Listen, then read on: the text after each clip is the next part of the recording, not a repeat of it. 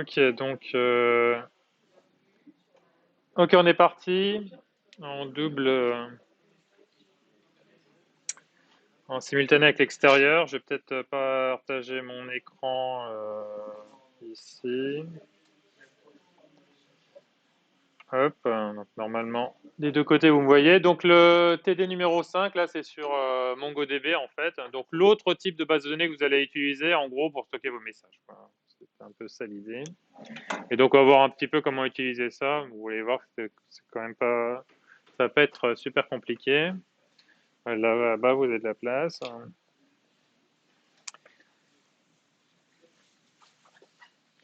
Alors, si tu veux bien... hop, me donner le contrôle là-dessus. Hop. Ok, donc c'est parti. Donc, première question. Alors, vous avez tous le télé sous le nez, a priori, il est sur la page, là. Si vous avez téléchargé l'énoncé sur le site du cours, comme d'habitude.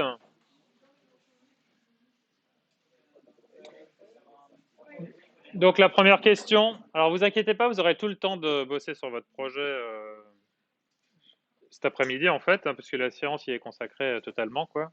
Donc là, on va juste regarder rapidement, et puis plus vite on aura fini, plus vite vous pourrez repasser à votre projet, quoi. Donc, ce qui nécessite votre participation plus que d'habitude, hein.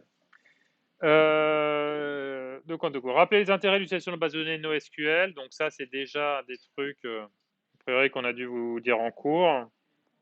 Donc, hop, question 1. Allez, allez-y. Intérêt, si vous y voyez quelques intérêts. J'entends pas, en fait, faut parler très fort. Ah, tu disais rien. Quel intérêt? Aucun. Avoir une note à la fin du semestre, je ne sais pas. Oui, c'est toi que je regarde. Vas-y, dis quelque chose, hein. Non, non, mais je ne t'accuse de rien. Je me demande, est-ce que tu peux répondre à la question, en fait? Du NoSQL, ouais.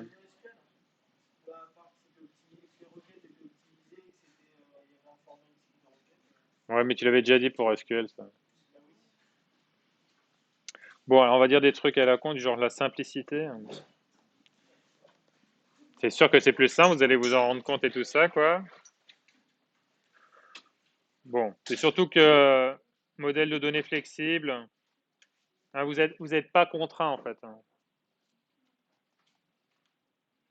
Quand vous êtes sur une base de données SQL, vous précisez d'avance comment va être faites vos tables. Donc, il faut préciser tout de suite le nom de toutes les tables et puis leur type, etc. Et les fixer dès le début. Alors qu'en NoSQL, là, vous êtes libre, a priori, de lui balancer un peu ce que vous voulez. L'autre intérêt, donc les performances et la montée en charge.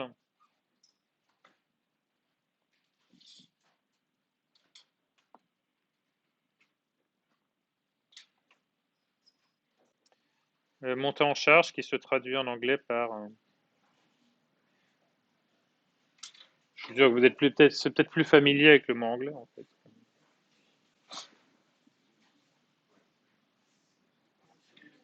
Voilà, scalability, hein. Donc, qui donne lieu au néologisme français scalabilité. Voilà, donc ça veut dire monter en charge, en gros, quoi.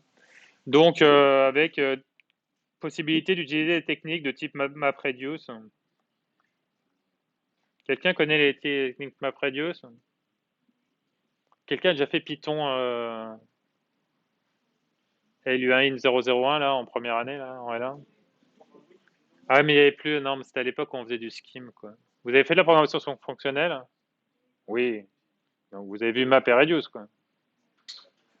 Vous avez fold des maps, hein, en OCaml, évidemment, quoi.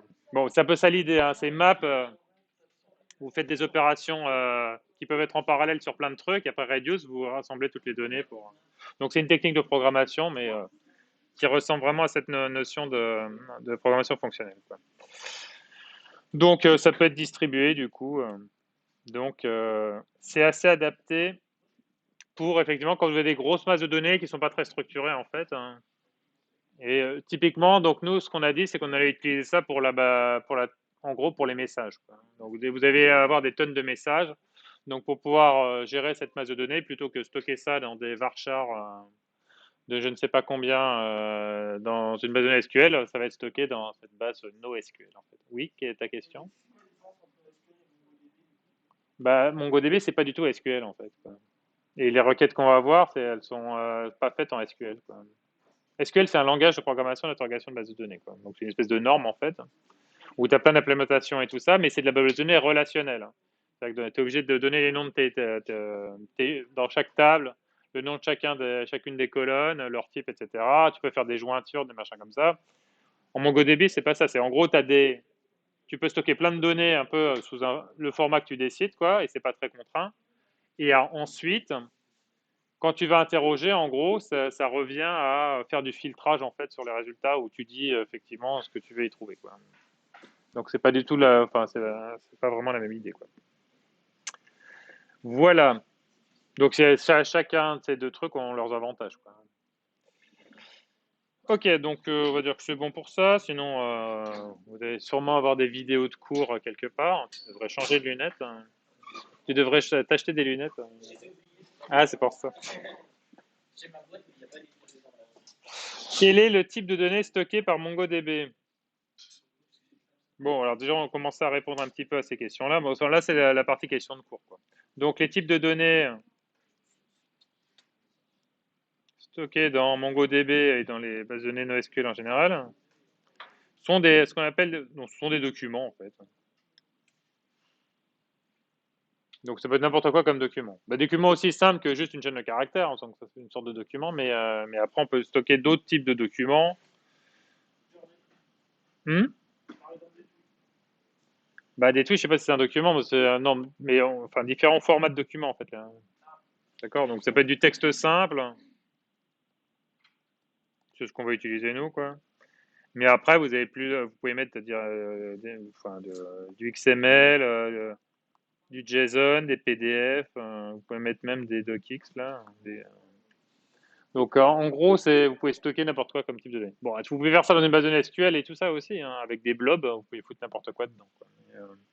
Là, l'idée, c'est que si en SQL, si vous stockez un blob, vous aurez aucun moyen d'aller interroger ce truc-là, quoi. Alors que là, nous, ce qu'on va faire, c'est que c'est des JSON qu'on va stocker dedans, quoi. Du coup, c'est un peu structuré le JSON. Et ben, vous aurez la possibilité d'interroger en disant, je veux que tel champ de mon JSON, il vale telle valeur, ou un truc dans ce genre-là, quoi. D'accord? Ce qui serait pas possible si vous stockez votre JSON en SQL. Vous pourriez le stocker en SQL, mais à ce moment-là, il faudrait requêter pour demander tout le monde. Et une fois que vous auriez récupéré tout votre JSON, un par un, là, vous seriez obligé d'aller regarder à la main, effectivement, si tel champ est égal à un truc. Donc, on perdrait tout l'intérêt de la base de données, quoi. Alors que là, c'est effectivement, on peut tout faire, quoi.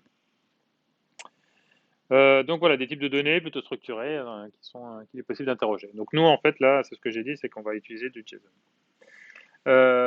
J'espère que ceux qui sont à distance, vous m'entendez bien. Sinon, vous n'hésitez pas à m'interrompre, hein, si vous avez une question. Notamment si vous l'écrivez dans le chat, n'hésitez pas aussi à venir jusqu'au pupitre pour que j'entende que vous êtes là, quoi, et que vous avez une question. Bon, bah, ça me paraît pas mal du tout. On va avancer. Comment est réalisée la connexion? Tiens, je n'ai pas changé ça, quoi. Alors, connexion en français, c'est écrit avec un X, hein, si vous n'êtes pas au courant.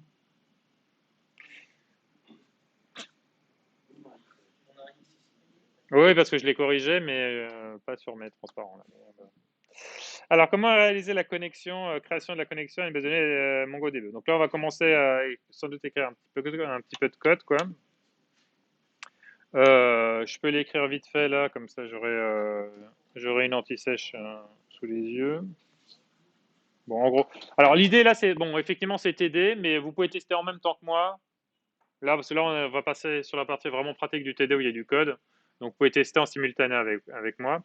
Donc, peut-être pour pas perdre de temps, je vous dis tout de suite que donc ce qu'on va utiliser comme base de données type MongoDB, c'est un truc qui s'appelle NEDB. Donc, on va déjà importer la bibliothèque, hein, qu'on va appeler datastore égale, et comme d'habitude, on fait un truc de require et vous dites la bibliothèque que vous voulez, hein.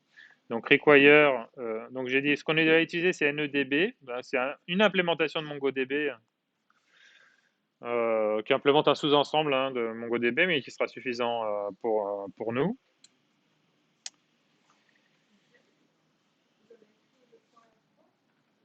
J'ai écrit quoi?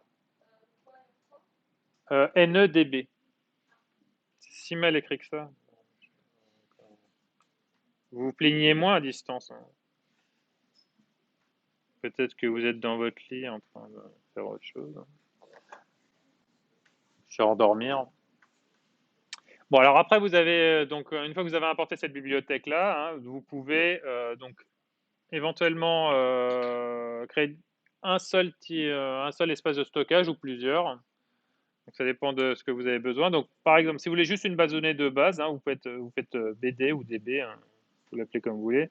DB égale, donc le truc qui s'appelle data store, comme ça. Voilà. Et ça va stocker le truc en mémoire, quoi. D'accord? La base de données va être stockée en mémoire, et puis dès que vous quitterez, ça va disparaître. Donc c'est l'équivalent de ce qu'on avait écrit la dernière fois, deux points, memory, deux points là, en SQL. Mais évidemment, vous avez la possibilité d'écrire ici, là, si ici vous écrivez un fichier, quoi, un chemin vers un fichier, quoi, à ce moment-là, il stockera ça là-dedans. Oui, il va créer un nouveau fichier. S'il a créé un nom de fichier, là, il va le créer. Voilà. Alors, ce que je voulais juste dire, c'est où. Bon, a priori, nous, on va faire surtout sur les messages, là. Mais si vous avez besoin d'autre chose ou je ne sais pas quoi, vous avez la possibilité d'en créer plusieurs, en fait. Parce que c'est juste ça que je voulais dire. Donc, pour faire ça propre, vous pouvez décider déjà que vous avez un objet DB là qui est vide. Et ensuite, DB. Et là, ça va être, par exemple, on va stocker nos messages. Vous avez, dans cette structure, vous créez un champ message et là, vous faites le data store. Bon, ça revient au même. Hein. D'accord? Mais après, si vous avez besoin d'un autre truc, deux points, et puis vous mettez je ne sais pas quoi comme autre truc, quoi. Hmm? Point DB ou t'as vu un point DB, toi? Ah! Mais tu vois, les extensions, ça n'a strictement aucune importance, en fait. Quoi. Des fois, c'est quand tu cliques dessus, peut-être l'OS, il va se baser là-dessus pour savoir quelle application ouvrir, en fait, quoi. Mais en réalité, ça n'a strictement aucune importance, quoi. Donc, je ne sais pas si c'est une extension officielle pour MongoDB, quoi. Sinon, j'en invente une, MDB, par exemple, quoi, un truc comme ça. MG, je ne sais pas, quoi. MGDB, enfin, on s'en ouf un peu. Hein. Voilà, ce qui te plaît, ou sinon tu regardes un peu sur le net hein, s'il y a un truc. Alors, il y a peut-être un truc officiel. Alors, tout de suite, effectivement, sans attendre et tout ça, quoi. Si je vous montre. Donc, si vous allez sur le GitLab, ou c'est un GitHub? Non, c'est un GitHub. Sur le GitHub du Gugus, là, c'est lui, là, qui a créé NEDB, là, vous avez toute la doc qui est en dessous, quoi. Et donc là, ça va répondre à la question assez rapidement, c'est-à-dire que lui, quand il crée un data store avec un... Donc là, vous voyez que c'est ce qu'on est en train de faire. Passe sous data file. Ah non, il ne met pas d'exemple. .db. Voilà, vous voyez, il l'appelle .db, lui. Donc, si vous voulez mettre l'extension .db, ce sera très bien. Donc, qui répond à la question.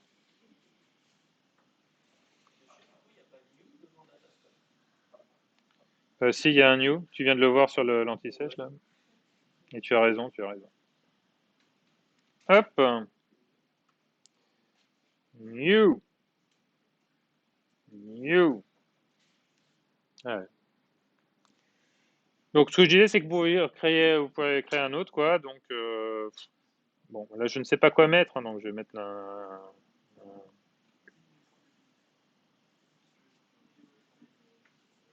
Qu'est-ce qu'il pourrait rien bien y avoir de plus sur ce machin, quoi. Je ne sais pas. Des photos. Oui, c'est comme ça, on va implémenter Instagram en même temps, quoi. Donc, comme ça vous en ferait un. Voilà. Votre DB, c'est juste deux champs qui sont les deux. Bon, voilà. Mais vous n'êtes pas obligé, a priori, vous, un seul, ça vous suffira si vous stockez quelques messages, c'est tout ce qu'on vous demande là pour l'instant. C'est pas un souci. Alors, tiens, Je m'aperçois que...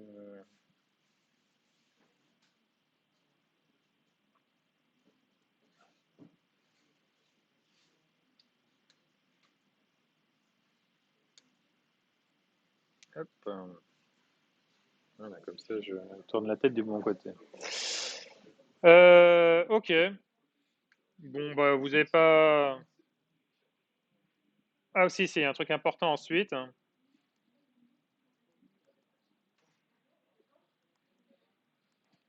Ensuite, a priori, il faut ouvrir aux bases de données, quoi. Donc, à ce moment-là, ensuite, vous faites un db.message, .open ou load. Voilà, vous faites ça, là, obligatoire, là, pour qu'il charge le truc. Ou qu'il initialise le cas échéant. Soit il la charge parce qu'elle existe déjà, soit il l'initialise parce qu'il n'était pas. Et donc, pareil pour photo, là.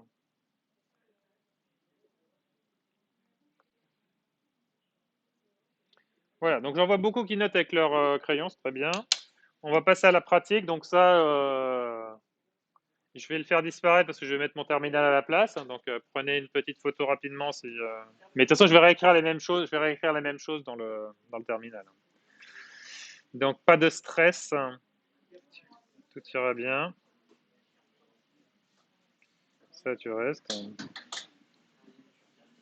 Tiens, il est pas plus grand que ça.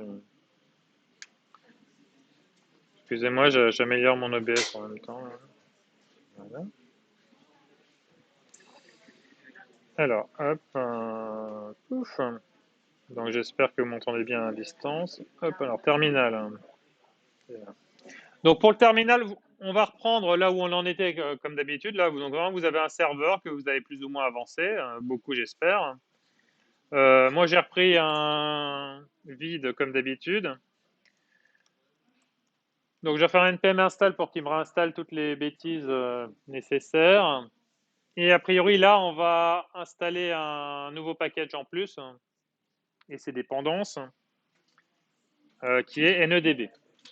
Donc reprenez là où vous en êtes, hein, dans votre serveur, et puis faites en bas là un npm NEDB hein, pour installer NEDB. Alors il n'est pas content, pourquoi tu... Parce que j'ai pas écrit install, évidemment, je fais n'importe quoi. npm install NEDB.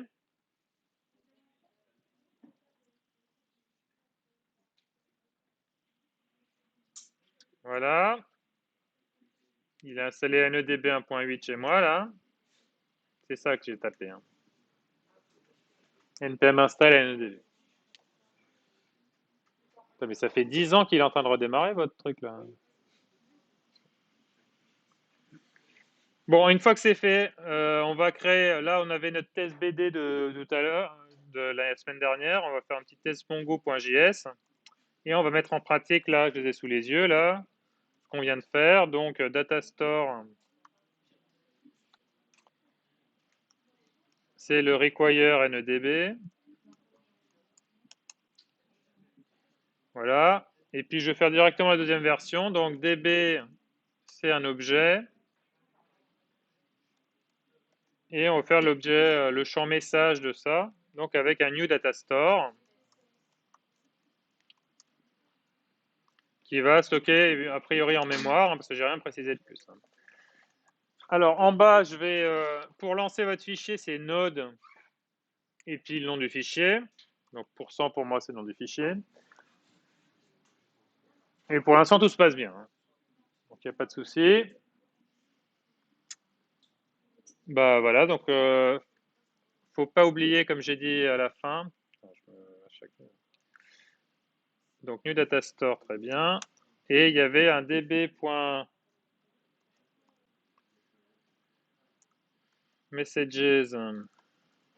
et il y avait un load database. Voilà. Je reteste. A priori, tout va bien pour l'instant. Donc là, on en est là. C'est la même chose que ce qu'on vient de recopier juste avant. Donc faites un petit test. Et puis ceux qui sont à distance aussi chez vous, hein, testez le truc. Oui, mais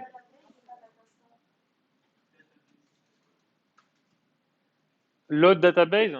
Bon, ça, c'est comme ça, c'est pas moi qui ai écrit le truc, hein. Parce que c'est comme ça dans la documentation. Ce datastore, c'est moi qui l'ai appelé comme ça, mais si tu veux, pourrait l'appeler database, hein. Mais c'est pas tout à fait un database, hein. Bah, j'aurais pu l'appeler bêtement NEDB hein, au lieu de l'appeler datastore, hein. Bon. C'est juste là, c'est l'entrepôt de données, et dans l'entrepôt de données, vous aurez les différentes collections. Une collection message et une collection photo, là, que là, je mets, comme j'ai rien à mettre dedans, je vais pas la créer. Il y a des soucis ou pas?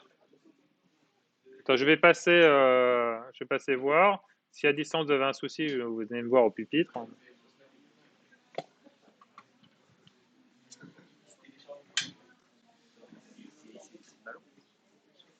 Ah, il met 3 heures à installer le machin.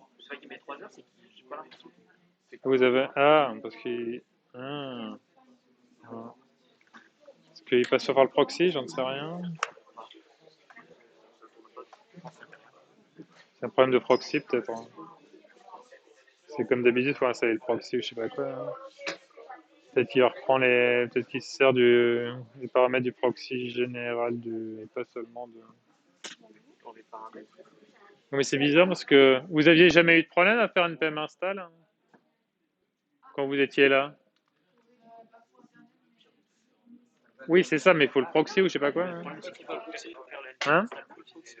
Ouais, il faut le proxy, mais du coup, faut paramétrer le proxy dans les paramètres système peut-être, quoi. Plutôt que juste dans Firefox, quoi. Parce que sinon, ça va jamais marcher. Bah, je vais voir déjà. Il y a quelqu'un qui a réussi à faire son npm install ou pas? Et toi, tu avais pour configurer le proxy dans les paramètres système? Non, c'était déjà fait. Ok, ça marchait directement. C'est à qui la session? Et donc, comment ça se fait? C'était déjà fait. Bon, donc tu peux pas m'aider. Ok, bah, je vais voir. Ça, c'est des. Alors, je continue mon petit tour.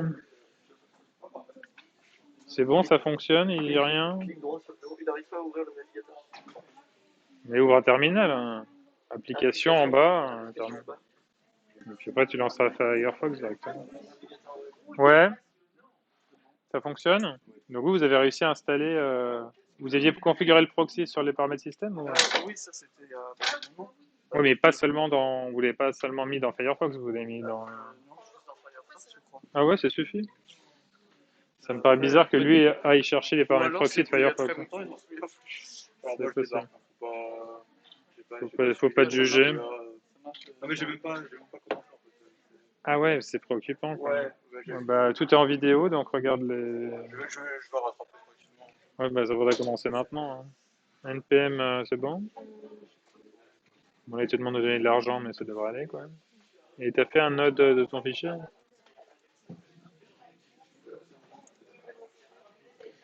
Alors, module note 1, c'était le npm install de NEDB.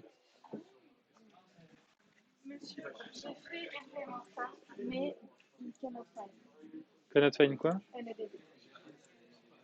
Je peux revoir la ligne que tu as écrite? Pour ça, c'est là. Oui, oui. Il fallait faire le npm install, mais il fallait faire aussi npm install NEDB. C'est ça, tu l'as pas fait, c'est pour ça que c'est écrit. Bon, ceux qui n'arrivent pas à faire le npm install, il faut configurer le proxy d'une manière ou d'une autre, quoi. Il s'appelle proxy, il est sur le port 3128, hein, comme d'habitude.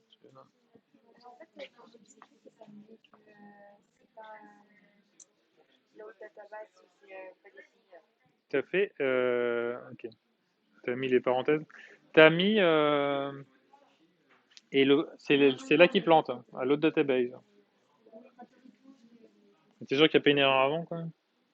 Ben non. Et tu avais fait un. Comment dire? npm install NEDB?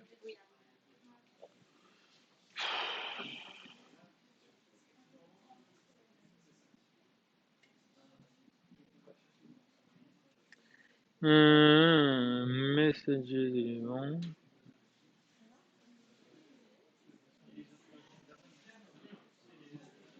Et c'est seulement pour photo qu'il n'est pas content.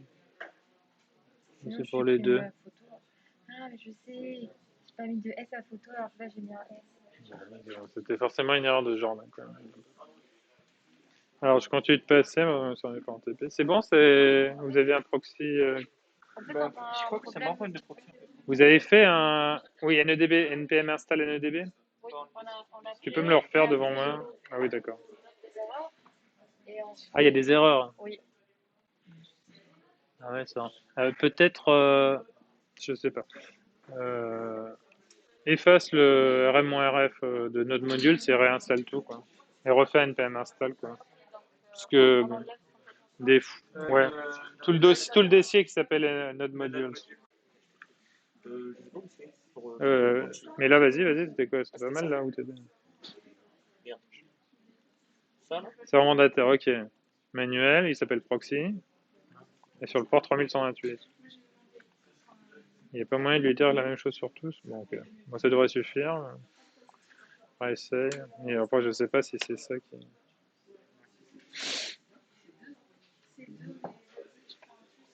Ils font chier quand même, quoi. Ils pourraient pas faire du net comme tout le monde, quoi. Bon, moi, c'est pas grave, pour l'instant, on va faire semblant. Hein. Bien, poursuivons. On reprend l'énoncé. Hop. Alors, on s'intéresse à définir le format de données pour nos messages. Donner un exemple de message à stocker en JSON pour votre site. Donc, en fait, les documents qu'on va stocker, ce sera juste des JSON. Donc, par exemple, bon, je ne sais pas ce que vous avez mis, vous, comme champ dans votre base de données SQL déjà pour stocker un peu tout. Dans un message, qu'est-ce qui doit comporter un message, alors, comme type d'information? Un auteur, ok. On va l'appeler comment, ce champ? Auteur, si vous voulez. Est-ce que vous mettez... Ouais, on va prendre l'ID de l'auteur.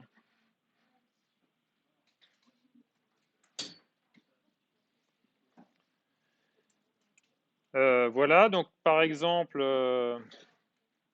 42. Qu'est-ce qu'il y a d'autre comme information intéressante à mettre pour un message? Le message en lui-même, pourquoi pas? La date, oui. Même l'heure. Donc message, voici le message.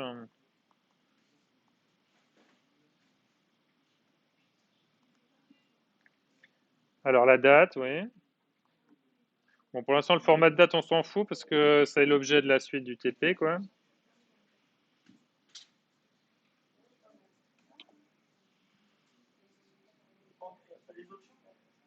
Bah, si vous avez d'autres champs à me suggérer, je veux bien les mettre, hein, mais... Le nombre de... Ah ouais, de likes. Ouais, le nombre de likes, ouais. Bah, on va le faire en deuxième version, ça. Donc, idée auteur, vous pouvez aussi rajouter le nom de l'auteur, en fait, quoi. Si vous voulez en plus, ça vous évitera d'aller le rechercher plus tard, quoi. Après, c'est emmerdant si vous devez changer un nom d'auteur, vous serez obligé de... S'il change son nom, son login ou je sais pas quoi, là, vous serez obligé de passer sur tous ces messages pour les changer. Ou pas, parce que vous préférez... Sauf si vous préférez garder les anciens noms, mais à ce moment-là, il faut les garder réservés. Hein?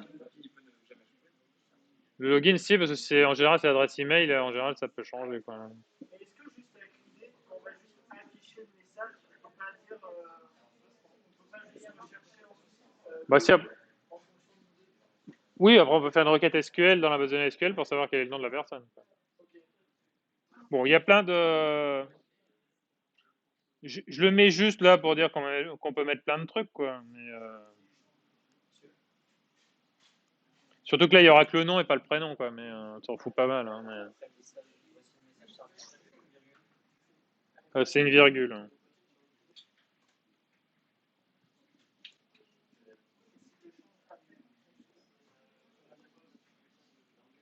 Bon. Donc, nom de l'auteur, ça se discute. Hein. Donc, ça, vous pouvez mettre ça. Donc, ça, c'est le premier JSON. Et après, peut y avoir la version avec les likes. Hein. Donc, ça, c'est à vous de décider. Hein.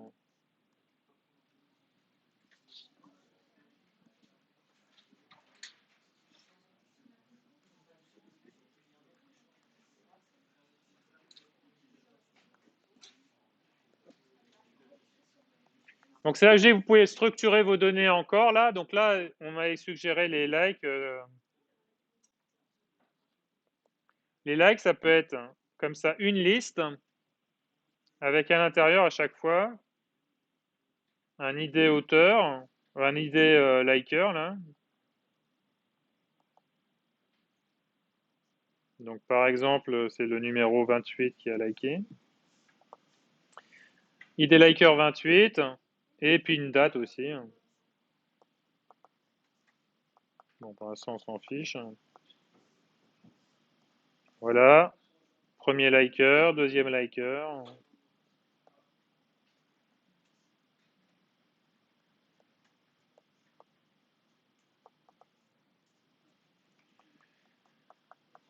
Voilà, un exemple comme ça. Hop. Donc ça va faire les likes. Voilà. Donc vous pouvez avoir des données structurées de cette manière-là.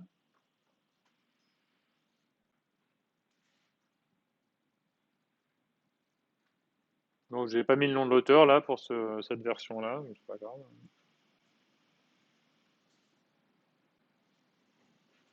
Bon, on va aller s'empresser d'aller taper ça, comme ça sera déjà fait.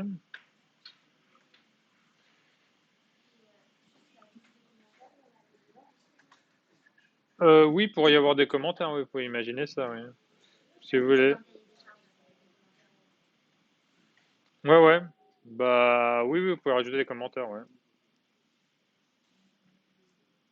Mais après, là, c'est déjà des commentaires, là, les trucs. C'est qu'après, ça dépend comment vous les liez, vos trucs, quoi. Parce que c'est eux-mêmes des vrais messages, quoi, en fait, quoi. Donc, ils peuvent être des messages, il faut juste rajouter, en gros, il faudra rajouter un champ pour dire en réponse à quoi, quoi. C'est une idée. Bon, après, c'est à vous, c'est votre choix, hein, d'implémentation, la manière dont vous faites les fils de discussion et les choses comme ça, quoi. Soit vous faites un truc assez simple et puis vous pouvez les faire à la limite comme les likes ici, soit vous faites un truc plus compliqué.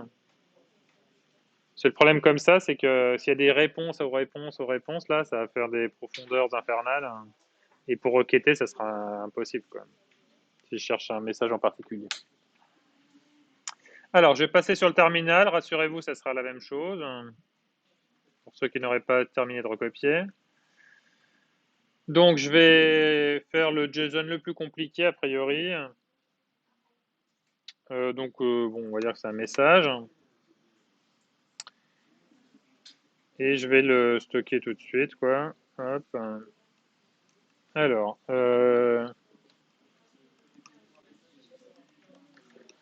ID order 42.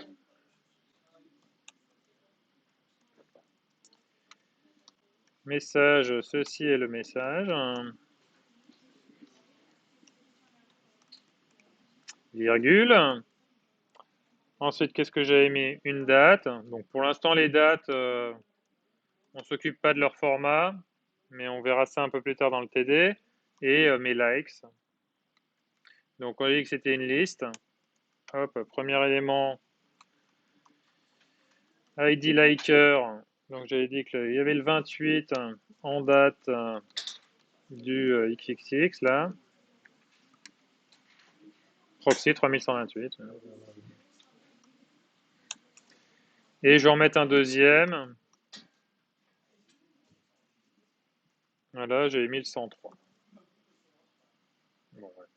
Évidemment, vous pouvez raffiner, faire des trucs plus évolués comme vous le souhaitez. Donc ça, c'est terminé pour les likes, c'est terminé pour mon mess.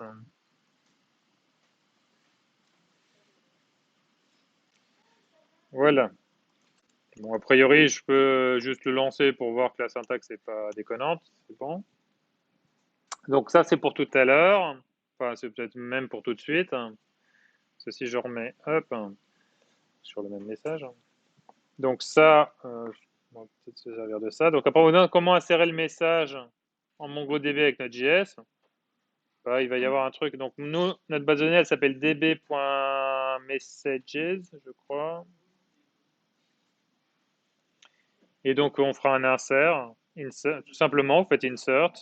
Et puis votre message MES, là, si vous l'aviez déclaré comme ça, si je reviens juste avant, là, si lui, c'est MES égale ça, hein,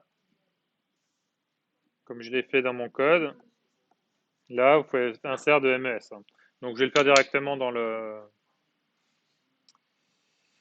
Ici, à la suite. Donc, je vais faire db.messages.insert de mon message MES.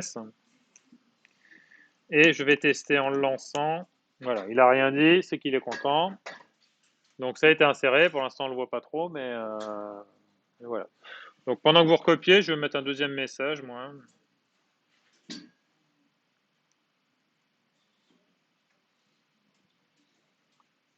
Petit message sans like. Je vais en insérer un deuxième.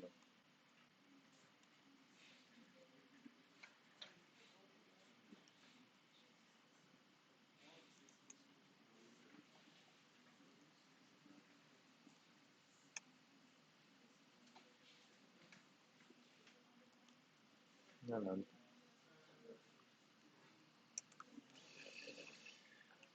Un deuxième message, du coup de l'ID 103, on va dire. Hop, ceci est le message numéro 2.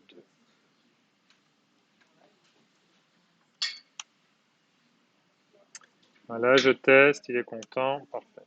Voilà, donc comme ça j'aurai deux messages dans la base de données de test. J'espère que vous y êtes tous là. Il y en a qui a résolu leur problème de proxy ou pas? Toujours pas, bon. Ouais. Sinon, je ne sais pas. Il faut demander aux administrateurs des machines qui sont plus au courant que moi, la manière dont on configurait le truc. On est bon? À distance, ça va aussi? Tu voudrais l'appeler comment le message? MES comme message, quoi, mais tu peux l'appeler comme tu veux. Ça te plaît pas, mais si tu trouves ça mal choisi comme nom, propose-moi un autre. Ah oui, je le change, oui, je réutilise la même variable, ouais. Parce que là, elle servait plus à rien, donc. Mais je pourrais définir en const, puis changer de nom à chaque fois, y a pas de souci. Vous voulez écrire directement dans insert et puis écrire directement la requête à l'intérieur. Ok, donc maintenant j'en ai deux, j'imagine que vous avez tout recopié. Il en reste 1 heure. Alors, hop, ça c'est fait. Comment afficher les messages? Donc en fait, comment requêter effectivement notre base de données et quel est le résultat obtenu.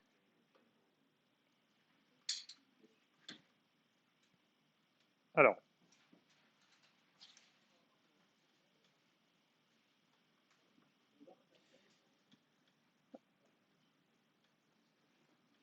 donc on en est à la question 6.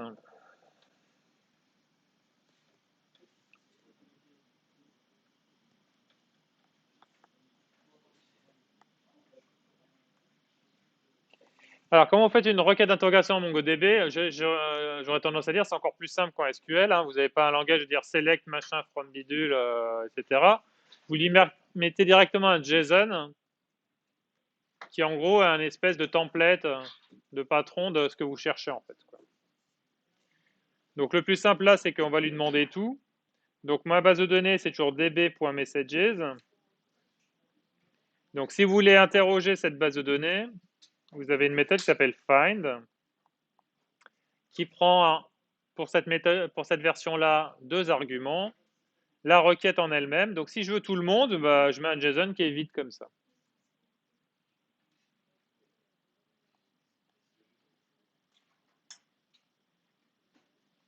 Pour avoir tous les messages. Et comme d'habitude, il va requêter de manière asynchrone. Vous pouvez lui ensuite, vous écrivez une fonction qui va s'appliquer sur chacun des résultats qui vous être renvoyés. C'est toujours le même principe que. Donc, ça va être une fonction qui renvoie donc, une erreur ou un ensemble de documents, parce qu'on a dit que chaque enregistrement, c'était un document. Et donc, ce qu'on va faire, c'est, on peut tester s'il y a une erreur éventuellement.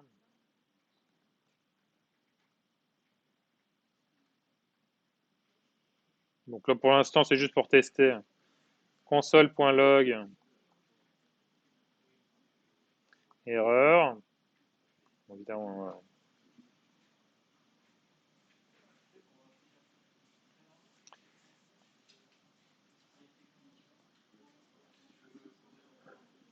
Et là, on va afficher doc.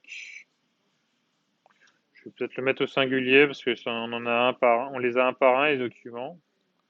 Donc je vais afficher le document là, c'est juste pour tester, hein. Voilà. Je ferme l'accolade du if, je ferme l'accolade de la fonction de la lambda qui prend erreur et doc comme paramètre. Voilà. Donc on va faire un truc comme ça que je vais taper immédiatement dans mon terminal. Qu'est-ce que je fais à chaque fois? N'importe quoi. Alors, terminal, pouf. Donc on est parti pour l'interrogation. Donc db.messages.find. Alors, qu'est-ce que je cherche? Tout le monde. Et je vais appliquer sur chacun des résultats renvoyés la fonction suivante. Si une erreur, alors console.log, on va afficher l'erreur. Voilà. Et sinon, on va afficher la ligne. Donc le document. Voilà, tac, tac, tac. Voilà, je teste. Alors, il y a une erreur.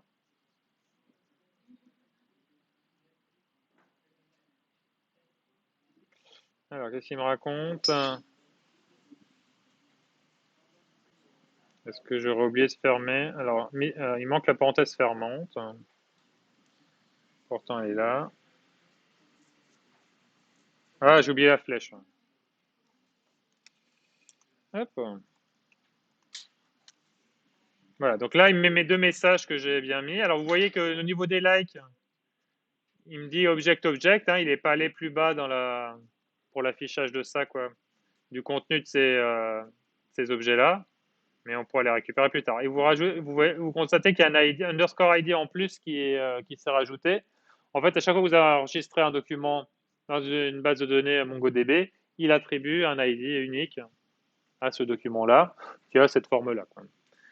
Donc j'ai juste à les corriger vite fait là sur le truc. Là, j'ai oublié dans ma lambda évidemment de mettre la flèche ici. Donc je corrige, je le mets en rouge, petite flèche. Alors vous avez deux syntaxes, hein. Donc ça c'est la syntaxe de la lambda de fonction anonyme, et vous avez aussi, vous avez sûrement vu function. Function, c'est paramètres et directement ouvrir l'accolade, quoi. Donc ça vous mettez la flèche ici, ça vous écrivez function devant. Ça n'a pas tout à fait le même sens. C'est quand vous écrivez la flèche ici, ça ne change pas le sens de this. Vous avez le this qui est a priori le this que vous avez l'habitude de connaître si vous avez fait du Java ou du C++, quoi. Si vous écrivez function, ça change le this. Alors que si vous mettez la petite flèche, ça ne change pas le this. Donc, on a déjà vu ça un petit peu la dernière fois, quoi. Donc là, je fais toujours des flèches, comme ça c'est réglé. Donc voilà. Donc tout le monde a interrogé sans... Enfin tout le monde, sauf ceux qui ont des problèmes de proxy, mais vous avez interrogé, il vous a recraché vos trucs là? Non, pourquoi? Ah non, mais toi tu peux pas, c'est un problème de proxy. Ça marche les autres là? Bah il est là. C'est le même.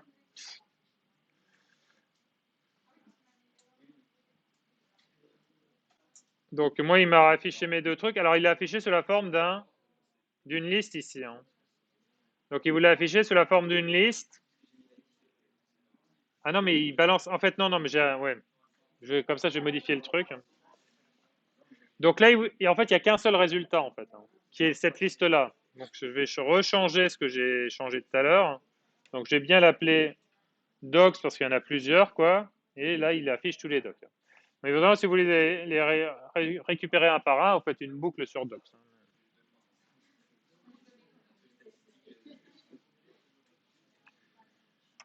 Ok, donc je vais remettre ça comme il faut. Alors évidemment, je pense que cet exemple-là, vous le retrouvez sur... Pourquoi il m'a mis un object au point? Voilà, merci. Voilà, donc là j'affiche les documents.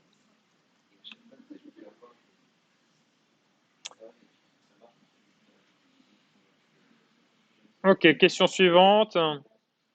Alors, Mongo a créé automatiquement une notification ID, ce que je viens de dire. Écrire la commande pour afficher le texte et l'ID du message. Donc là, on va continuer un peu nos requêtes. Donc, je vais le faire directement dans le terminal. Ou peut-être je vais faire un petit... Donc, là, on va utiliser une autre fonction, un autre type de fonction find. Alors, ça se trouve, ça, en fait, si vous regardez dans votre Firefox, insérer des documents, c'est ce qu'on vient de voir là. Vous voyez qu'elle a vous déclarez un document et puis après vous l'insérez avec insert. Alors, moi, on a fait insert sans rien, mais là, vous pouvez mettre une callback éventuellement. Hein, ici, là. Si c'est nécessaire. Alors, trouvez les documents. Donc, vous avez les requêtes basiques, c'est ce qu'on vient de faire. Donc là, on n'avait rien mis ici dans le premier argument. Là, vous pouvez dire système de points solaire là pour le système solaire là, et il va vous donner tous les résultats qui contiennent un système qui est d'égal à solar. D'accord. Donc c'est l'équivalent d'une requête where, enfin d'un statement where dans une base de données SQL. Après, vous pouvez écrire des substrings de cette manière-là. Vous voyez. Alors là, ce qu'on nous demande ici, là, juste afficher le texte et l'ID. Alors, c'est pas, donc juste pour afficher le texte et l'ID, là, c'est une projection, en fait. C'est quand vous faites select, au lieu d'écrire étoile, vous écrivez les champs que vous voulez. D'accord. C'est une projection. Donc, comment on fait une projection? Bah, je cherche un peu dans la base de données, là, enfin, dans la base de données, dans la documentation. Projection, sorting, projection. Alors, pour faire une projection, il y a vous voyez votre méthode find, et vous avez toujours la requête qui est là, ce que vous cherchez, et là, vous avez ce que vous projetez. Donc, si vous voulez un champ, vous mettez le nom du champ 2.1, ça veut dire que vous le voulez, et si vous ne le voulez pas, vous mettez 2.0, c'est-à-dire que vous ne le voulez pas. Et vous pouvez combiner les deux éventuellement. Bon, pourquoi des fois il y a 1, des fois il y a 0? Parce qu'il y en a par défaut, comme l'ID, lui, il s'affichera toujours si vous dites rien. Donc, si vous voulez pas le récupérer, il faut lui mettre 2.0. Par contre, tous les autres champs par défaut, vous les aurez jamais. Donc, si vous les voulez, il faut mettre 2.1. Donc, nous, ce qu'on nous demande ici, c'est afficher le texte et l'ID. Donc, pour avoir le texte et l'ID, il va falloir faire un db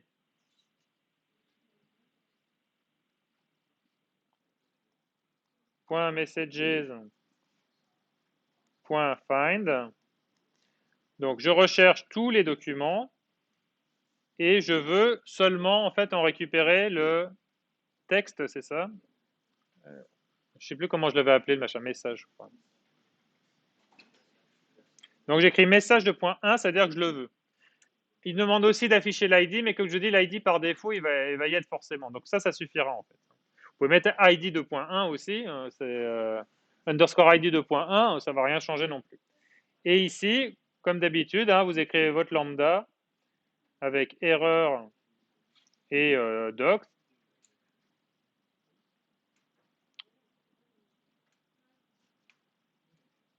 Et on va faire le même délire. J'ai oublié encore ma flèche. Donc si erreur, console log, erreur.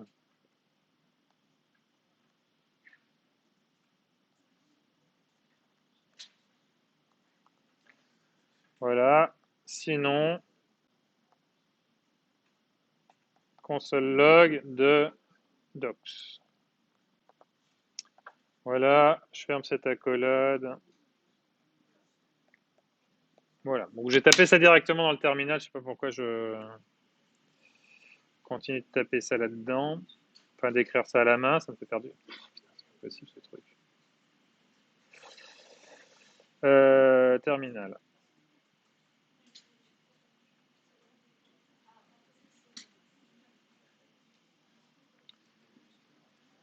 Alors, dbfind, donc je cherche tout le monde.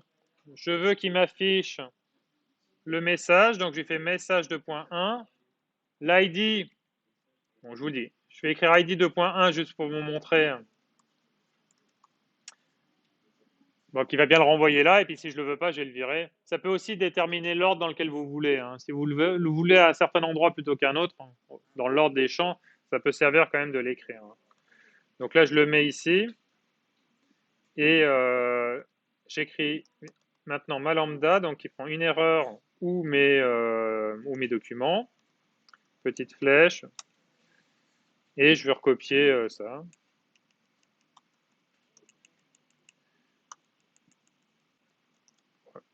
Voilà. Et je teste. Alors, il n'est pas content pour ce dbfind ici. dbfind is not a function. Oui, c'est db.messages.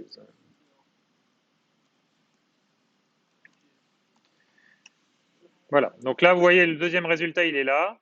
Hein, vous avez bien vos deux messages et l'ID correspondant. Alors, ce que je vous disais, c'est que l'ID,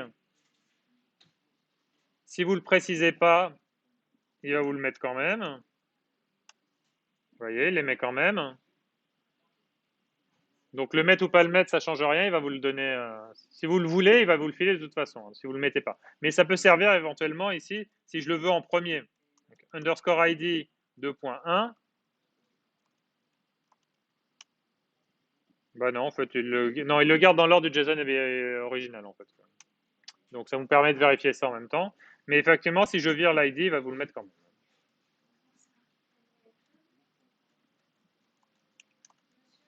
Oui. C'est soit tu écris le nom du champ 2.1 ou 2.0. Bon. C'est comme ça. 1, ça veut dire que tu le veux. 0, ça veut dire que tu ne le veux pas. Donc là, ce que je constate, par exemple, message, si je mets juste message 1, il va mettre juste les messages là. Et il va mettre aussi l'ID. Si je ne veux pas l'ID, comme l'ID par défaut, il vous le met quand même, à ce moment-là, vous écrivez ID 2.0 et ça, il va vous le virer. Si vous ne voulez pas l'ID, je ne sais pas pour quelle raison, mais voilà. Donc maintenant, il n'y a plus d'ID là. J'ai mis 2.0. Parce que l'ID, par défaut, il le met, alors que les autres champs, par défaut, il ne les met pas. D'accord? Donc 2.1 parce que je le veux, 2.0 parce que je ne le veux pas. Le 2.0 ne s'appliquant ici qu'à l'ID qui est toujours mis automatiquement. Donc voilà, donc ça m'a interrogé, ça m'a donné mes deux messages. Ça va ça? Ça marche? Bon, j'ai avancé un peu parce qu'à 12h30, il faudrait avoir terminé tout ça, c'est pas mal. Oui?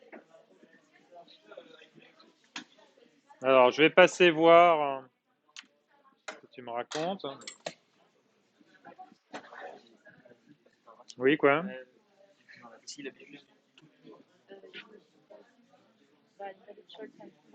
ID liker égale, date égale. Je peux le voir, hein? Celui-là, il veut pas l'insérer.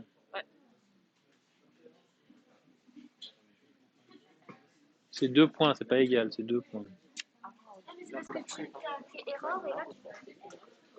Bien, question suivante.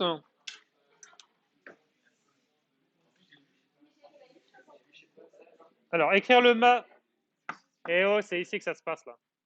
Écrire le masque de requête permettant de connaître tous les messages écrits par un utilisateur donné. Donc là, c'est l'équivalent de la requête where en SQL, quoi. Donc je veux where ID utilisateur égale machin. Écrire le code permettant d'afficher les messages de cet auteur. On va modifier directement dans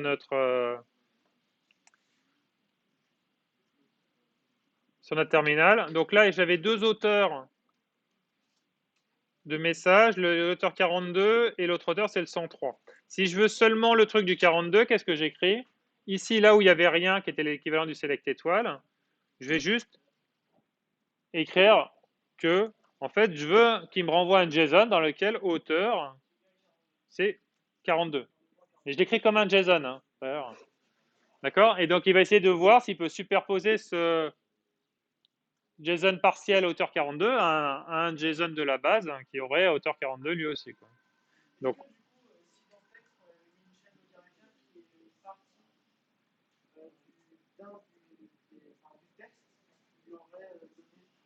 alors le texte, on l'a vu vite fait tout à l'heure quand je vous montrais en fait là-bas. Sinon, vous avez plein d'exemples là, là-dessus, quoi.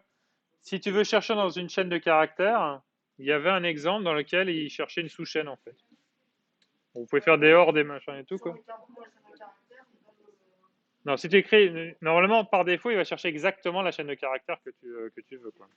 Mais sinon, quand tu utilisais slash, je sais pas quoi, là, il y avait un exemple, je sais plus où, là. Voilà, ici, là. Si tu écris ça comme ça, là, il va chercher un truc qui a la sous-chaîne A. Et après, vous pouvez faire des comparaisons qui est plus grand que si vous cherchez dans l'ordre alphabétique ou des trucs comme ça, quoi. Donc, allez-y, hein, vous tapez NEDB, GitHub NETB dans Google, là, et vous allez sur la page du NEDB, vous avez tous les exemples. Ça, c'est fait. Donc, le terminal, là. Donc, j'ai mis auteur 42, j'ai pas encore testé. Donc, je sauvegarde, je lance. Et là, vous voyez, là, il a mis vide. Donc, c'est quelle erreur ai-je commis? C'est ID auteur et c'est pas auteur. D'accord? Donc, il s'est pas plaint, c'est pas une erreur, hein. Donc, c'est pour ça qu'on vous dit c'est super flexible, hein. Vous pouvez avoir à l'intérieur de votre machin des JSON qui n'ont pas du tout la même forme, hein. Donc là, c'est ID auteur en fait qu'il faut. Je relance. Voilà. Et donc, il va bien récupérer juste le message correspondant à l'ID auteur 42. Il y a une autre question ou pas? Non, c'est bon? Donc voilà. Donc tout ce qu'il fallait faire, c'est changer ici la première dans la requête, hein. Changer ça pour marquer, effectivement, filtrer sur ce que vous voulez récupérer. Alors, retour au keynote. Hop. Écrire la méthode getDocument de ID qui permet d'afficher l'identifiant d'un message écrit par un auteur donné et dont le texte est également en paramètre. Bon, je sais pas. Donc getDocument dans lequel on lui file tout le texte qu'on connaît déjà, hein. Et ça nous donne l'ID. Bon, je ne sais pas si elle va vous servir beaucoup cette fonction, mais bon, ça vous fera un modèle.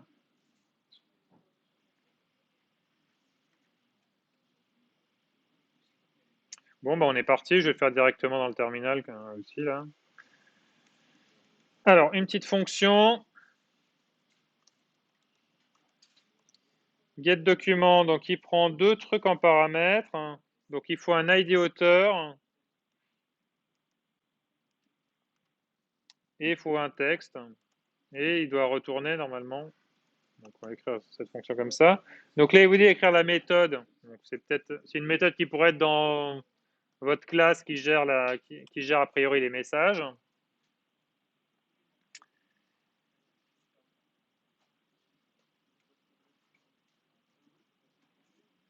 Voilà. Donc on va faire une fonction asynchrone a priori. Enfin, une fonction qui fonctionne en asynchrone. Donc comme d'habitude, vous avez un resolve et un reject. Petite flèche. Voilà. Donc on va retourner une promesse, la promesse de l'ID du document. Bah, le problème c'est surtout qu'il fallait fermer les rideaux, quoi.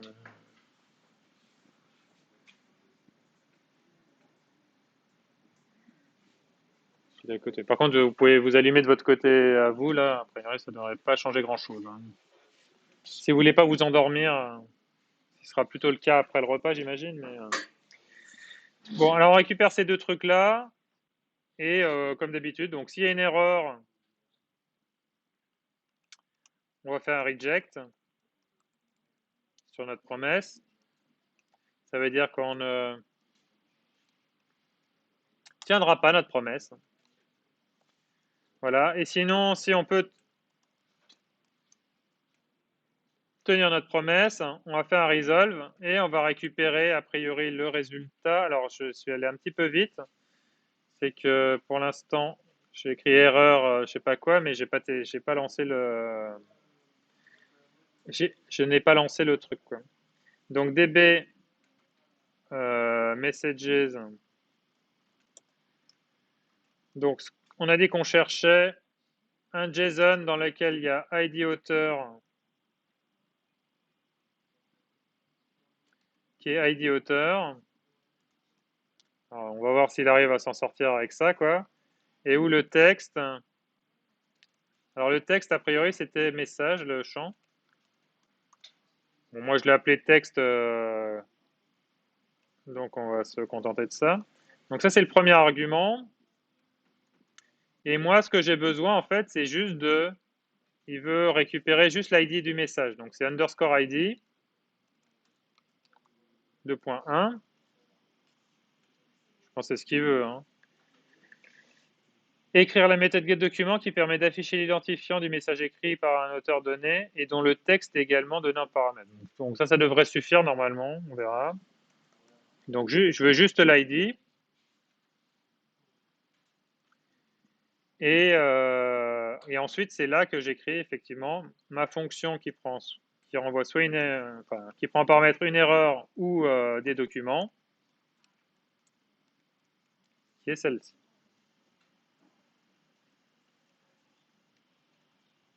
Je vais réindenter. Donc là, resolve, donc des documents. Je lui crache tous les documents ou le premier document qu'il trouve, parce que normalement, il y en a censé y en avoir qu'un seul. Et comme c'est un JSON, hein, même s'il n'y a qu'un seul champ à l'intérieur, hein, il faut lui récupérer son champ ID à l'intérieur. D'accord. Vous avez vu quand je lui demandais juste l'ID ou juste le texte, hein, il m'écrivait un JSON avec le champ, deux points et le machin. Il ne renvoie pas le truc tout seul. Donc je lui ai demandé juste le premier résultat d'une liste, mais a priori, normalement, il ne devrait y en avoir qu'un seul hein, si c'est fait correctement. Voilà, donc ça c'est bon. Message find, il est fait. La non, je vais un peu vite là. Message find, il est là. Et ça, c'est la fermeture de la promesse. Pourquoi il me met ça, ce con? Ah oui, ça c'est la fermeture du else, ok. Là on est bon, hop. C'est la fermeture de la promesse, point virgule, fermeture de la fonction. Bon, je vais vérifier que syntactiquement tout est correct, évidemment non. Get document, unexpected token, il connaît pas ça. Je vais écrire sa function devant.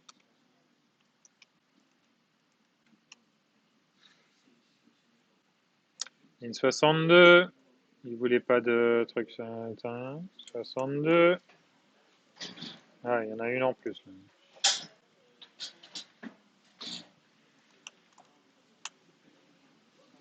Voilà, là on est bon. Bon, évidemment, on l'a pas appelé la fonction. Donc, si je veux la tester, j'appelle getDocument. Alors, il faut lui fournir un ID auteur. Pourquoi quoi? Ah, parce que j'ai dû passer en mode insert et il y a un i qui est resté. C'est quand les utilisateurs VI, il y a des i qui se baladent un peu partout. Non, mais donc getDocument, un ID auteur. Il y avait le 42 et c'était quoi son message? Parce que je suis obligé de lui filer le message en entier. Ceci est le message.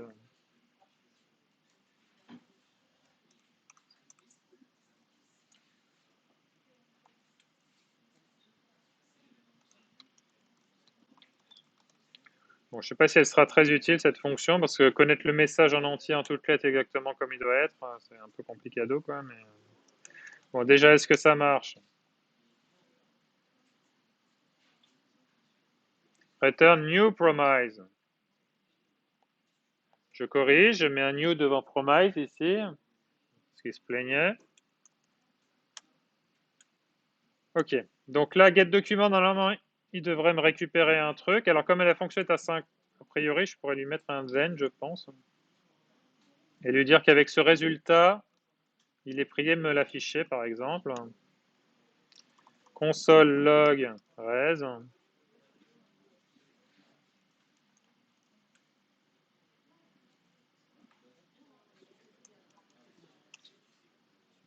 Voilà, donc là, il m'a affiché l'ID ici, qui était bien l'ID du message. Ceci est un message. D'accord? Quand vous avez des fonctions qui fonctionnent de manière asynchrone, vous pouvez lire, une fois que vous l'avez appelé, cette fonction getDocument, vous pouvez mettre un point ven qui exécutera le code là à partir du moment où le résultat sera arrivé.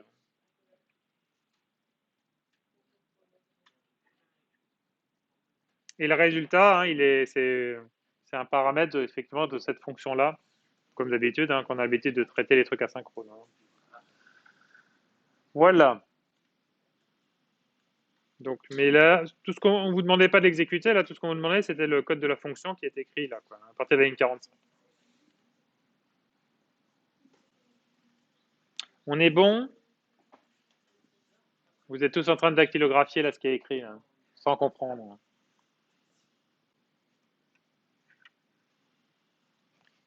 Il reste quelques questions, ça serait bien avancé.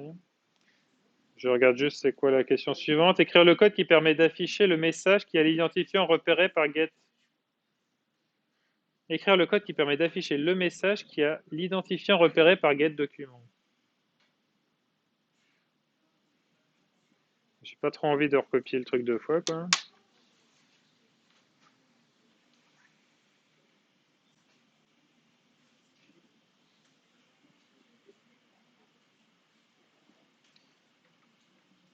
Bon, alors je vais le requêter ici.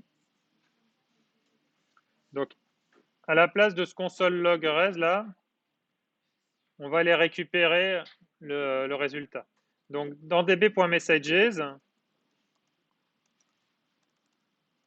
je peux lui faire un find où je vais lui demander tous les trucs où le ID c'est le résultat qu'ils m'ont balancé ici.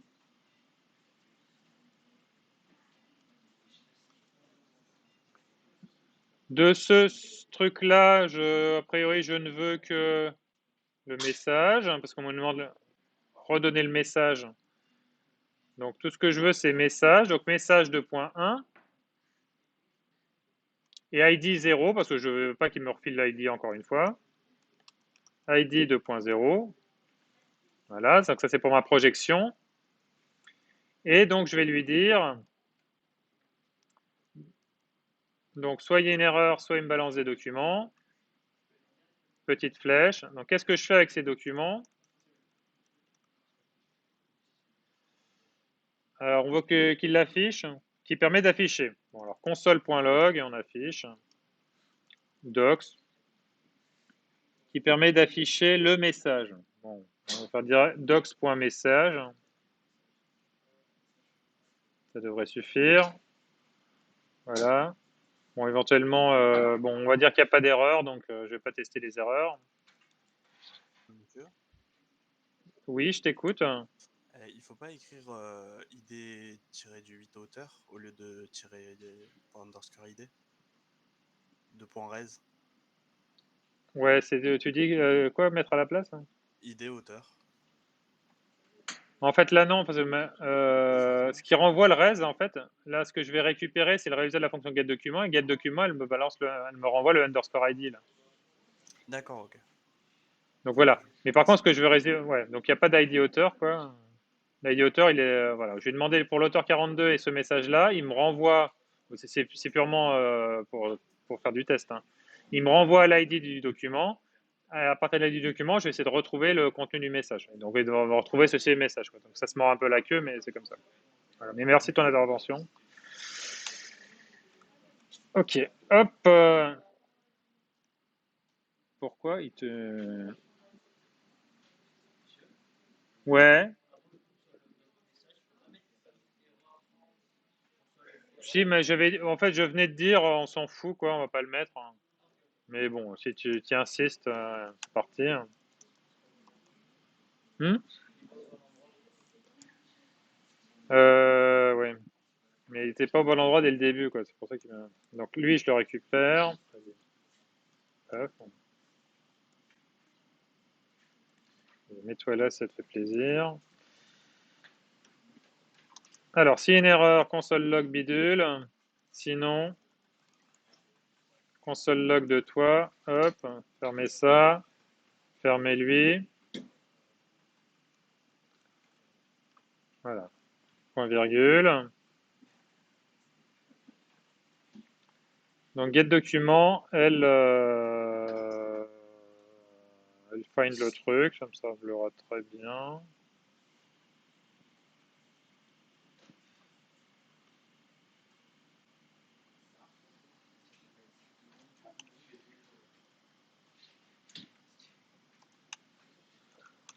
Alors je teste. Alors il se plaint de lui parce que en fait c'est un appel de fonction donc il faut un point virgule à la fin. Il y a encore des trucs qui traînent.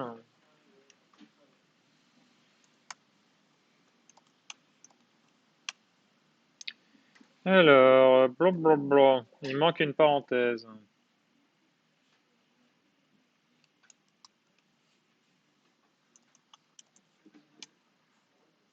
Alors, undefined, donc on est mal barré.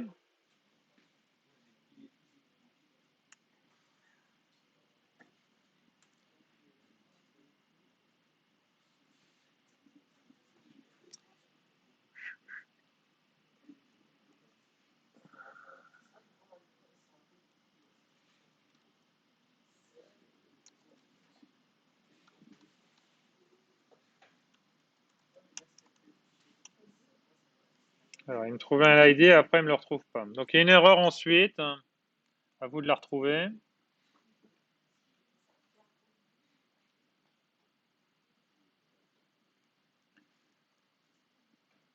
Donc, il trouve rien avec l'ID comme ça.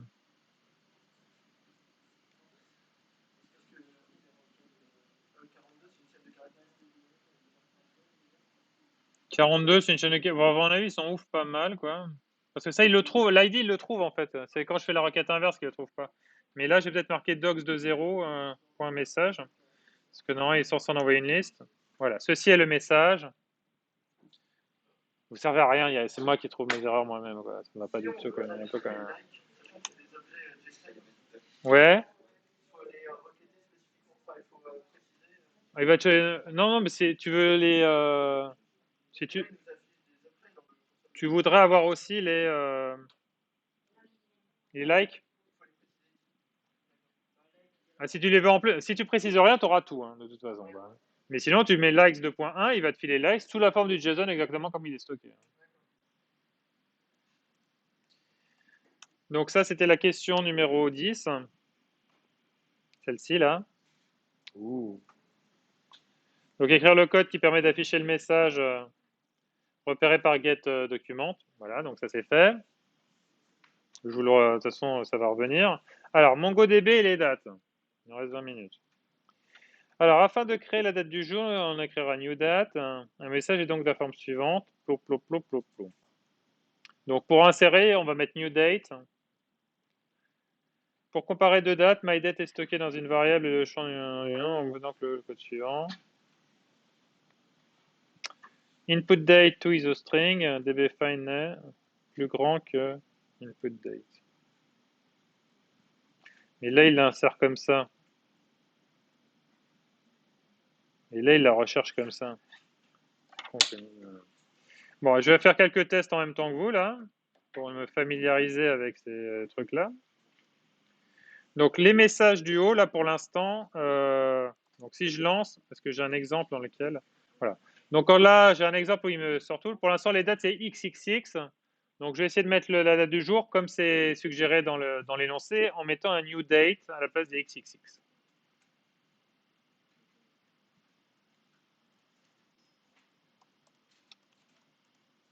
Voilà, new date, ici, et toi aussi.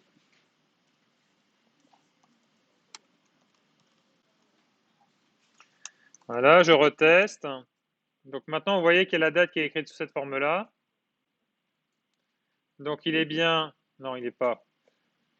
Donc on est bien le 8 mars 2021. Il me dit 11h11 alors qu'il est midi 11.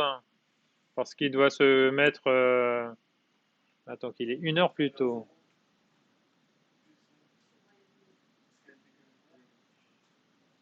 Ouais, mais je sais bien, mais oui, il est que 11h en fait sur le méridien de Greenwich. Donc c'est l'heure des Anglais et des Portugais. Donc on est bon là-dessus, donc il est stock comme ça.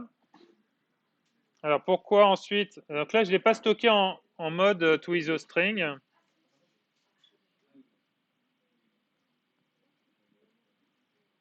C'est là on vous dit ensuite pour chercher input date c'est ça et après faire une chercher avec .lte, lt c'est little or equal, plus petit ou égal, avec donc trouver toutes celles qui sont inférieures ou égales à input date. La question c'est pourquoi il le met to isostring là et quand on l'a stocké on l'a pas mis en to isostring. Ah, parce que en fait par défaut date il crée un truc to isostring, mais si c'est my_date et my_date comment on le met quoi.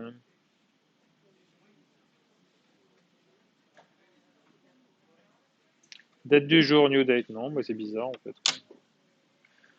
Je vais regarder la tête que ça le to isostring. Donc retour au code.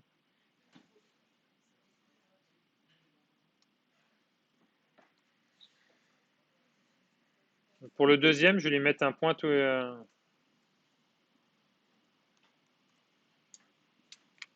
si tant est qu'il ait cette méthode-là qui existe. Hein. Donc créer une date et mets-le-moi en to isostring. Ne recopiez pas ça, je sais que vous aimez bien recopier tout ce que j'ai écrit. Donc c'est exactement la même chose. Je sais pas pourquoi on s'emmerde.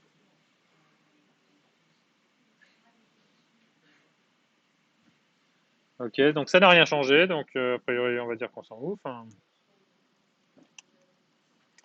Ok, donc là on vous explique comment faire pour récupérer des messages d'il y a moins d'une heure. Donc pour récupérer la date, lui rajouter 3600 secondes fois 1000, une heure, 3600 secondes, c'est en millisecondes en fait. Quoi. Donc vous pouvez rajouter des millisecondes. Je pense qu'il y a des trucs plus simples que ça pour rajouter pour rajouter une heure. Hein. Je vous invite à regarder dans la documentation du JavaScript. Donc moins une heure, plus un jour, etc. Donc ça, vous cassez la tête comme ça. Alors, author ID machin, date de date.now, moins machin. Ok, donc écrire le code permettant d'afficher les messages de moins d'une heure. Bon, il suffit de rajouter ça dedans, la réponse est dans la question. Quoi. Déjà, je me demande à quoi sert ce truc-là. Mais donc, si je reprends mon code là, vite fait. Donc, celui qui affiche tous les messages,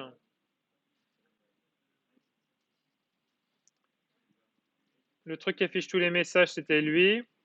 Là, je vais juste le restreindre un petit peu, là. Je modifie un peu mon... Donc là, la date, je vais lui demander moins d'une heure, en fait. Quoi.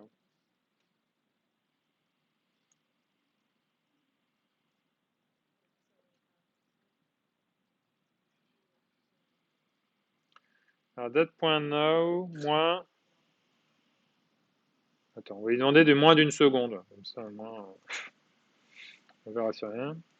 Donc, si je veux les messages de moins d'une seconde, peut-être que pas data sera date.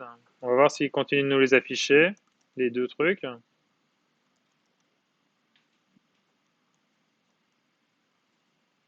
Alors, il y a une parenthèse en trop. Je suis d'accord. Donc, il m'a mis rien du tout. Donc, en moins d'une seconde, il n'a pas réussi à avoir la... Ah, parce qu'il n'était peut-être pas encore créé. C'est encore l'histoire des conneries d'asynchrone, là. Ah non, mais c'est... Mais non, parce que là, je suis en train d'essayer de trouver les messages. Je suis en train d'essayer de trouver les messages qui ont été exactement produits exactement il y a une seconde. Quoi. Donc, il faut mettre le $GT, là. C'est ici que ça se passe, quoi. Donc, date. Alors, la syntaxe, du coup, c'est vous ouvrez une accolade et vous mettez votre $GT, strictement plus grand que, et là, vous mettez la date.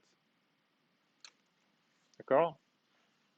Oui, donc à la place d'un champ simple et tout ça, vous avez un petit JSON qui est juste constitué d'un seul champ, $GT et votre date là. Donc si je reteste, je retrouve toujours pas mes petits messages. Donc il y a encore une erreur.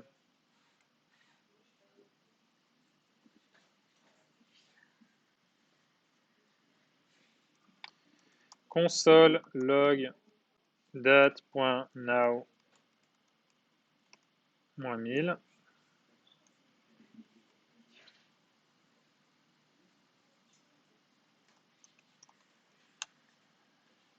Ouais, donc s'il m'affiche ça en millisecondes depuis le 1er janvier 70 ou je ne sais pas quoi, ça va marcher beaucoup moins bien, quoi. Donc, c'est là qu'il faut lui demander de... Ouais. Faut qu'il me le mette sous la bonne forme. New date de lui. Si tu m'affiches ça, là, il le met sous la bonne forme, là. D'accord? La manière dont c'est stocké dans la base, quoi. Alors, normalement, vu dans l'ordre où c'est écrit, hein, comme il met l'année en premier, le mois après et tout ça, le GT, ça va être une comparaison sur la chaîne de caractères, hein, l'ordre du dictionnaire, mais ça ira très bien. Hein. L'ordre lexicographique ira très bien comme ça parce que c'est bien, elle est bien stockée des trucs les plus grands vers les trucs les plus petits. Donc, je vais changer ici. Donc ça, a priori, ça m'a permis de débugger. Je vais mettre un new date.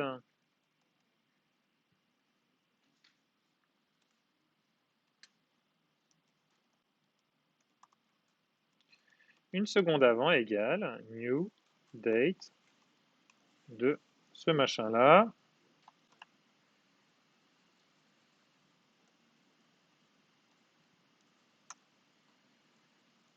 Voilà.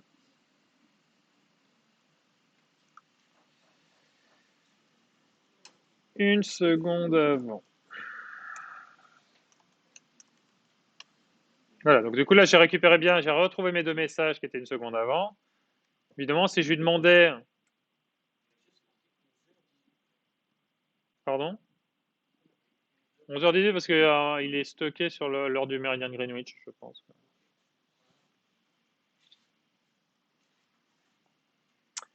Voilà, et si je lui demandais, si je changeais, hein, si je mettais plus, ça serait trouver les messages d'une seconde après. Là, normalement, il ne les trouve plus. Hein. Voilà, il n'y a plus personne. D'accord. Une seconde avant, il retrouve les deux. Donc voilà, donc c'est juste donc là, une seconde avant, c'est juste l'exemple. Ça c'est donné dans votre énoncé. Hein. Et là, donc la nouveauté qu'on vient de voir, c'est ce petit $GT là. Donc soit vous écrivez une date, mais là, bon courage pour réussir à tomber sur un message avec exactement la bonne date, à moins que vous l'ayez déjà d'avance. Ou sinon, voilà. Strictement plus grand, voilà. Et en temps, vous pouvez combiner ces machins-là avec des ou. C'est dans la documentation, vous pouvez la regarder de NEDB. Vous pouvez faire aussi un $OR, un $AND si vous essayez de combiner ces machins-là, quoi.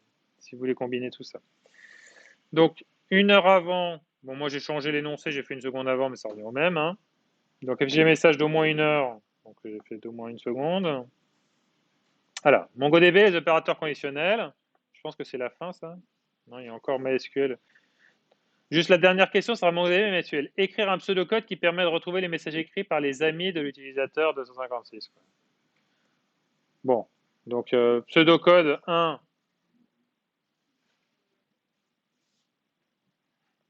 Rechercher dans SQLite les amis de 256. Voilà. Deuxièmement, faire la requête MongoDB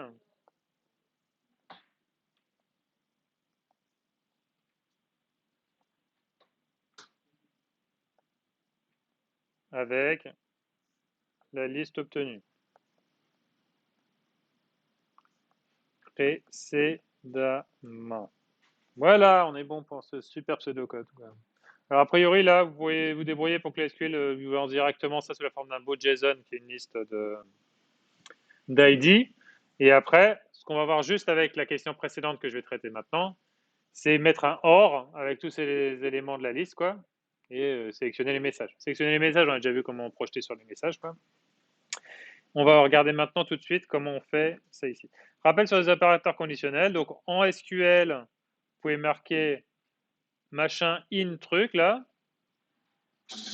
Donc, vous pouvez dire, effectivement, make égale Ford, là, on a déjà vu un exemple similaire, qu'on demandait que ça soit tous les...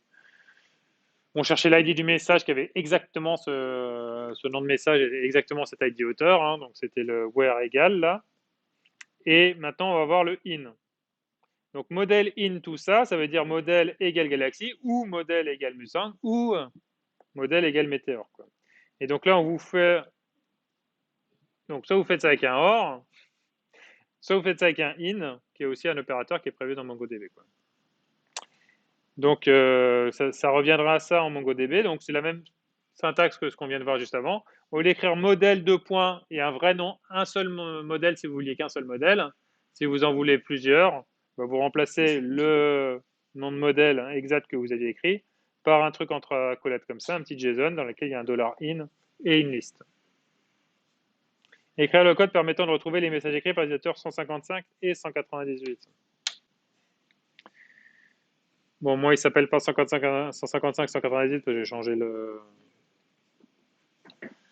Mais on va le rajouter dans le... Toujours dans le même exemple. Donc, si je reprends mon code, c'est cool, on va être à l'heure, quoi. C'est parfait. Alors, regardez. Donc là, bon, je laisse une seconde avant, c'est pas grave. Là, il voulait tout le monde. Bon, pour vous montrer qu'on peut combiner un peu les trucs. Donc là, j'ai pris tous les messages une seconde avant, toujours. Donc, ça, je ne vais pas le changer, ça ne va pas poser problème. Là, je peux lui dire un ID auteur particulier, je veux juste le 42.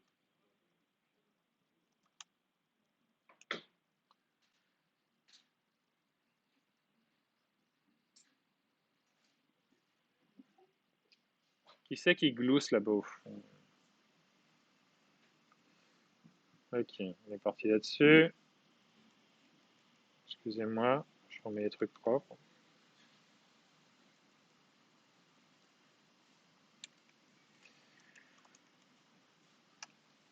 D'accord, donc là j'ai récupéré que le 42. Voilà, parce que je lui ai demandé auteur 42. L'autre auteur, c'est son ID que j'avais mis, c'était 103. Donc je peux lui écrire aussi que je veux le 103. Et si je teste, là il vient de donner le 103. Maintenant, je veux le 42 ou le 103. Donc là, ID auteur 2.103, vous remplacez le 103 par... Donc vous aurez les accolades. Là, vous mettez votre $in. Et vous faites la liste avec 42 et 103. Et ça va me donner les deux. D'accord? Donc j'ai juste remplacé... Là, il y avait 103 tout seul écrit. Le 103 tout seul écrit, je l'ai remplacé par tout ce machin-là, quoi. Donc on me pose la question, est-ce que ça va marcher? Bah, on va tester. Voilà, donc là maintenant j'ai bien les deux qui sont là. D'accord? Bon, vous allez me dire, il n'y a pas de troisième. Si vous voulez, je mets un troisième juste pour... l'ordre, je pense qu'il les met dans l'ordre dans lequel il a trouvé. Il y a des moyens de préciser l'ordre ensuite, quoi, de trier les résultats, quoi. Vous pouvez regarder dans la doc. Donc là, si j'insérais un troisième document, là, enfin, un troisième auteur avec ça comme ID, paf, et numéro 3, vous voyez que celui-là, il ne va pas apparaître, le 786 que je viens de rajouter. Ouais, il n'y est pas. Mais je pourrais demander, là, dans auteur in, le 42 et le 786 seulement. Voilà, donc il n'y aurait que le 42 et le 786. Donc ça vous montre l'opérateur in. Vous avez deux opérateurs, hein, l'opérateur OR, l'opérateur NOT. Donc $NOT, $OR, $AND. Donc vous pouvez vous servir de ça pour faire des requêtes qui sont plus complexes. Voilà, donc qui achève ce TD, on a tout fait, c'est parfait. Est-ce qu'il y a des questions en fait? Ou des trucs qui ne marchent pas, je peux passer vous faire un petit dernier tour. Les gens qui sont à distance aussi, si vous avez une question, vous me parlez dans l'oreillette en venant sur le pupitre.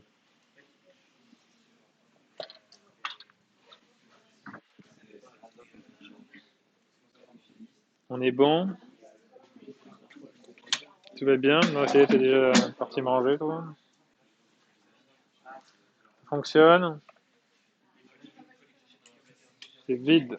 Et Audi Auteur, ouais. Ouais, c'est parce que tu avais testé avec des trucs qui n'existaient pas. Ouais, c'est bon. Tout va bien? Ça marche, ça marche, ça marche. Bon, alors cet après-midi, bah, on fait le projet. J'ai une question. Vous êtes libre? Oui, question. Si on souhaite par exemple requêter des messages qui contiennent une expression, mais on ne connaît pas le texte. Qui contiennent un mot, par exemple? Ouais, par Ouais, mais exemple. j'ai montré slash slash en fait. C'est slash. Ah, ok, d'accord.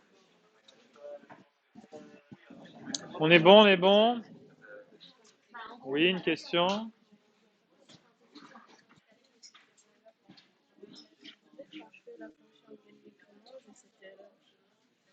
Get document, docs, il est où ton docs? Il n'y a rien qui s'appelle docs, si, il est là. Alors, ID auteur, ID auteur, message texte, error docs, signer reject, resolve, docs de 0. Et il te dit quoi comme erreur? Point underscore ID, là. Et pourtant, tu as bien demandé le underscore ID. Cannot read property of undefined. Ah, parce que undefined, en fait, docs, c'est de 0 et undefined. Donc, dire renvoyer 0 résultat, en fait, ton truc. Donc, quand tu le testes, get document 42, tu as bien un truc qui s'appelle 42 avec ceci et le message, quoi. Remonte, la définition des trucs. Tu vois, c'est pas le même. Il le trouve pas, en fait. Oh, enfin, cet après-midi, oui. Bien, bah écoutez, je coupe l'enregistrement. Merci d'avoir assisté et à la prochaine fois.